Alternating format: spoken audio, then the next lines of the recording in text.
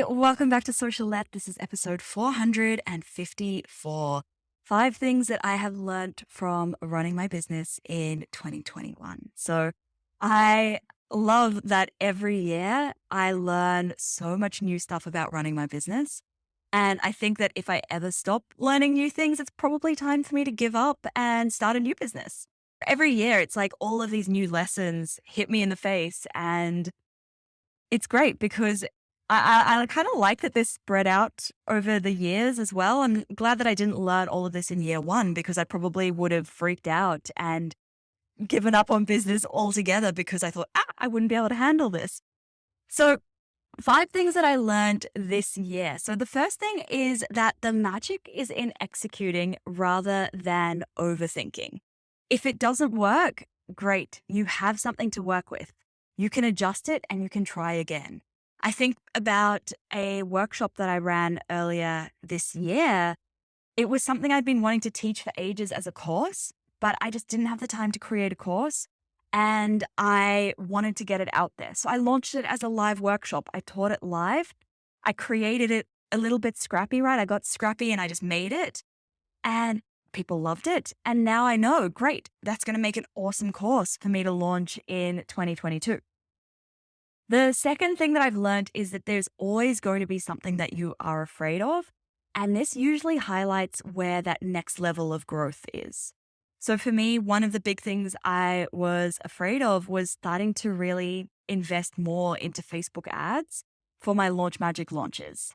Because there's always that fear of like, oh, what if I put money in and the launch doesn't go as planned and people don't buy? That fear doesn't really ever go away. But it's a sign for me that I need to do what's uncomfortable to grow. Same with hiring my first permanent team member. That felt really uncomfortable, but at the same time, I know that's exactly what my business needs to get to that next level. The third thing that I learned, which was a little bit of a no-brainer, but I didn't quite realize the extent of it. The third thing I learned is that it's really difficult to have two businesses and run them both at the same time. So, halfway through the year, I bought a second business. Luckily, it was already established. It wasn't really making any money though. So, I had to get in there and I had to start implementing some ways for it to make money. And I noticed very easily that my focus was quite scattered between the two businesses. So I've had to be really structured. I know my second business isn't making as much money as my current business. So I know, okay, that business gets worked on in the evenings or on the weekends or wherever I can squeeze it in between working on my main business. I can't give both of them 100%. So I have to allocate the time to focus on each one. Otherwise, I would be constantly flipping backwards and forth between both and not really getting anywhere with either of them. The fourth thing that I learned this year is that you can't Google what you don't know. This is the value in paying for courses and coaches, right? It's easy to think, oh, I'll just Google it. I'll figure out how to do it on my own. But if you don't know what to Google, you can't really figure it out on your own. And the fifth thing that I learned this year is that if it is aligned, the universe will make it happen. Or if you don't believe in the universe, you will make it happen. It will fall into place. It will happen.